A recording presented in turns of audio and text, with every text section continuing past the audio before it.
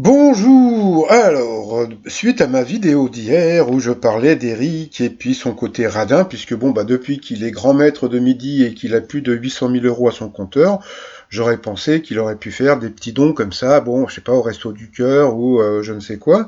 Et puis, bon, bah voilà, donc bon, bah il préfère garder ses sous-sous, donc bon, bah il fait ce qu'il veut avec son fric, mais bon, j'aurais trouvé que bon, ça l'aurait démarqué de Paul et puis bah de l'autre. Parce qu'il faut juste penser à un petit truc, c'est que eh ben, le prisonnier, hein, comme je l'appelle, hein, Christian Q, eh bien lui, il avait fait des dons. Donc, et en plus, bon, pour des associations pour les enfants, je rigole, je rigole. Bon, c'est pas grave. Sinon, alors il y a aussi des personnes qui m'ont dit, oui, mais Jean-Luc Reichmann, pourquoi lui, il fait pas des dons? Bah déjà, Jean-Luc Reichmann, lui, il s'implique énormément dans plusieurs assos, donc par rapport à ça, il est admirable. Et puis bon, comme vous savez, donc récemment, il a gagné, quoi, il a gagné entre guillemets, il a vendu sa société à Endemol pour plus de 10 millions point 9, donc presque 11 millions. Mais il faut juste savoir que le pauvre, bah, il va pas gagner 11 millions, hein, il va être taxé à 60%, peut-être plus. Donc bon, bah ça lui fait quand même des sous-sous, hein, mais bon, donc il faut savoir que l'argent qui va payer aux impôts, bah, c'est de l'argent qui va aller aux infirmières, qui vont aller aux personnes qui touchent le RSA, etc., etc. Donc bah voilà, hein, chacun son truc. Et puis bah sinon, bon voilà, Jean-Luc Reichmann avait été chez le coiffeur, le maître de midi, donc 823 794 euros à son compteur. Alors, il y a un truc qui est très rigolo. Moi, je vous avais dit, bah, je sais plus, il y a une dizaine de jours, que Eric était arrivé donc le dimanche à l'hôtel où il y a Babette de la Villette. D'accord. Bon, et puis dans la presse, ils avaient dit bah non, ils ont loué un appartement spécialement pour lui, etc., etc. Et aujourd'hui, eh ben il a dit non non, quoi, bon, il a pas réfuté ce qu'a dit la presse, mais il a juste dit bah voilà, je suis dans l'hôtel, on n'est que trois dans l'hôtel, j'ai juste ma clé, etc., etc. Donc bon, donc en fin de compte, j'avais raison et la presse dit n'importe quoi. Donc bon, alors moi qui pensais, parce que bon, bah on va dire que la presse euh, souvent est beaucoup plus mieux renseigné que moi, et pas du tout, parce qu'en fin de compte, eh bien, bah, il est donc à l'hôtel, donc dans le 19e, donc je vais pas vous donner l'adresse, mais bon, vous allez reconnaître le logo. Et puis, mais là, bon, pour l'instant, il est bloqué, donc ce week-end, donc il est à Paris, donc il va pas pouvoir retourner voir sa famille, parce qu'il peut pas retourner donc en Bretagne tant qu'il a pas perdu. Donc voilà, et puis bon, après, je vous dirai d'autres choses à la fin de la vidéo. Alors sinon, bah, par rapport au coup d'envoi, la première question, quel objectif qualifie les radios indépendantes apparues dans les années 80?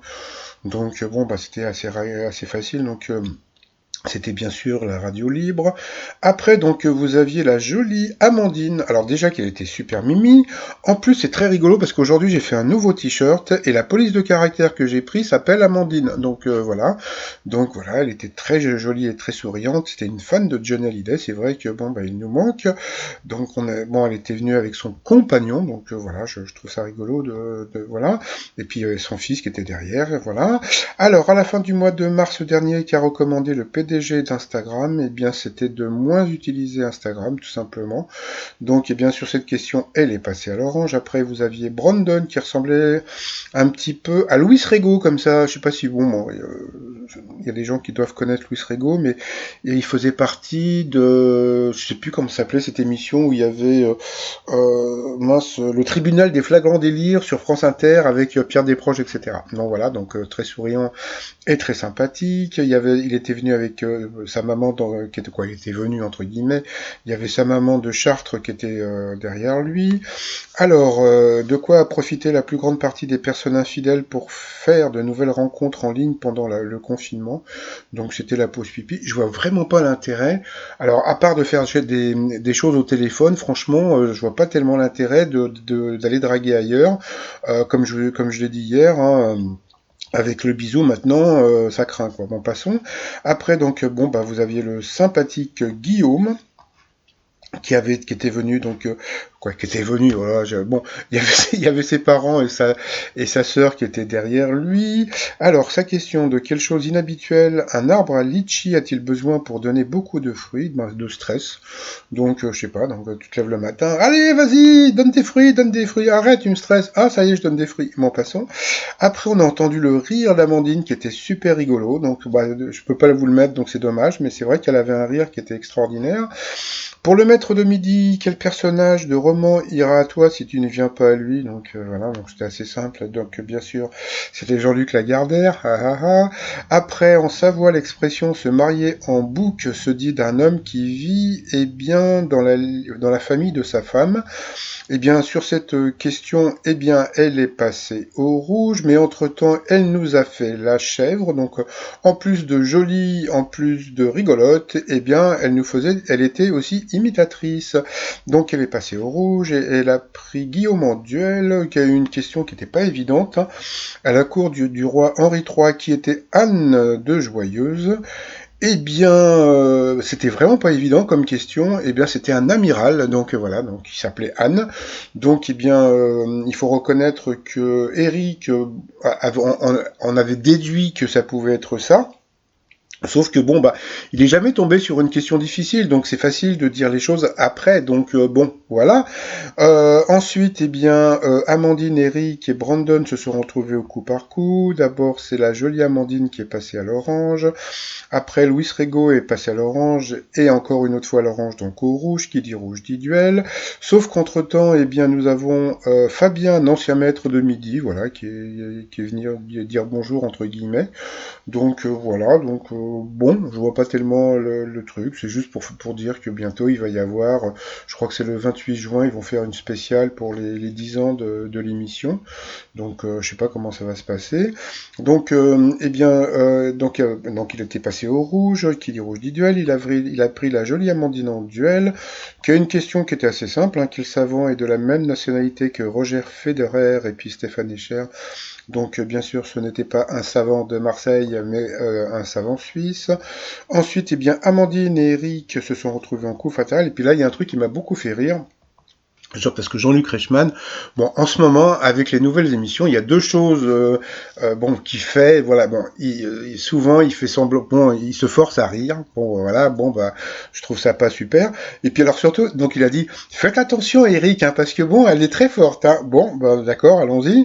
Et puis donc voilà, ça a commencé, bon, on va dire normalement, bah, bon, il y a eu la pub, et puis bon, bah, comme on peut voir, bah, là, elle était déjà à 12 secondes quand lui, il était à 45 secondes, et puis bon, bah voilà, à la fin, donc il lui restait 30 secondes. Comme dit Jean-Luc Reichmann, vous faites attention à elle parce qu'elle est vraiment très forte. Hein, donc voilà. Donc ensuite, par rapport au coup de maître, alors quels accessoires sont indispensables pour pratiquer la marche nordique? Donc ça, c'était assez simple, c'était les bâtons. Après, le pisli est un animal hybride, fruit du croisement entre un grizzly et un ours polaire. Il y a eu un truc qui était rigolo, c'est que, eh bien, le Fabien, eh bien, quand il y a eu l'ours polaire, il a hoché de la tête. Donc bon, mais après j'ai vu que comment dire qu'Eric n'était pas en face de lui, donc il n'a pas pu voir.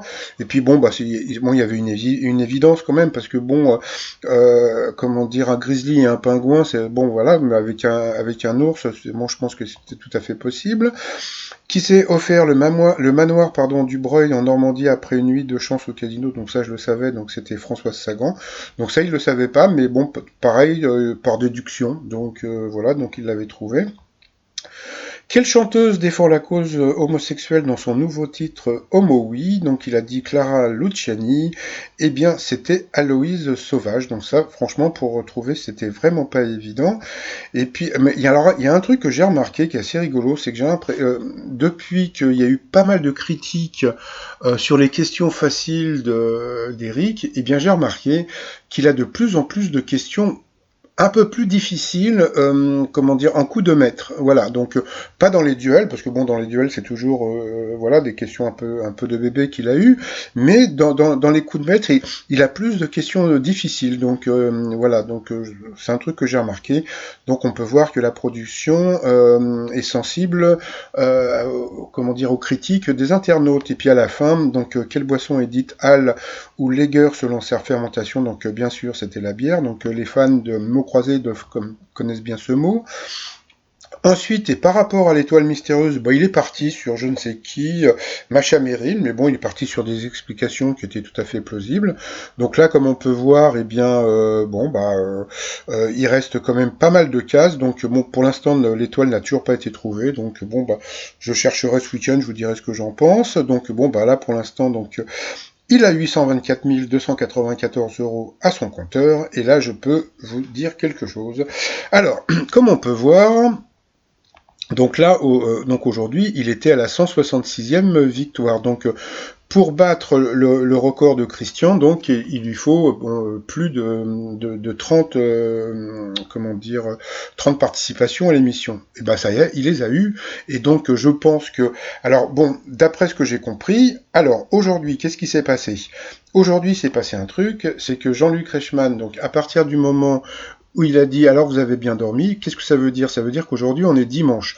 Donc si vous comptez lundi, mardi, mercredi, jeudi, vendredi, samedi, d'accord? Donc ça fait 6 jours. Ça veut dire que d'habitude ils enregistrent 5 émissions par jour, et là ils en ont enregistré 6, puisque là, donc ça devait être le mardi. La question que vous avez, l'émission d'aujourd'hui, ça devait être le mardi. Donc ça veut dire qu'il a eu donc d'autres émissions, d'autres tournages, et donc je pense que d'ici lundi, il va battre le record du prisonnier, comme je l'appelle, de Christian Q, là, et donc il va devenir donc le numéro 1 des maîtres de midi, donc voilà. Comme ça, il aura détrôné Christian Quesada, donc voilà. Donc la production va être contente, donc ça va faire un petit peu plus d'audience dans 2-3 semaines, hein, parce que bon, c'est des émissions qui vont passer que dans 2-3 semaines hein, maintenant. Et puis voilà quoi. Et puis sinon, pour finir, mon nouveau t-shirt. Alors voilà. Donc là, la police de caractère de ce t-shirt, c'est la police de caractère qu'on appelle Amandine. Donc c'est le t-shirt Parle à mon cul, ma terre est malade. Donc c'est mon nouveau t-shirt. Et puis ma question du jour pour ma chaîne Je Caddy. C'est qui a dit qu'il mange de la brioche? Alors, Marie-Antoinette, Carlos qui avait de la brioche, Jean-Jacques Rousseau, ou bien le nôtre qui faisait beaucoup de brioche. Allez, sinon je vous souhaite une bonne journée, et puis je vous dis à très très vite, bye bye.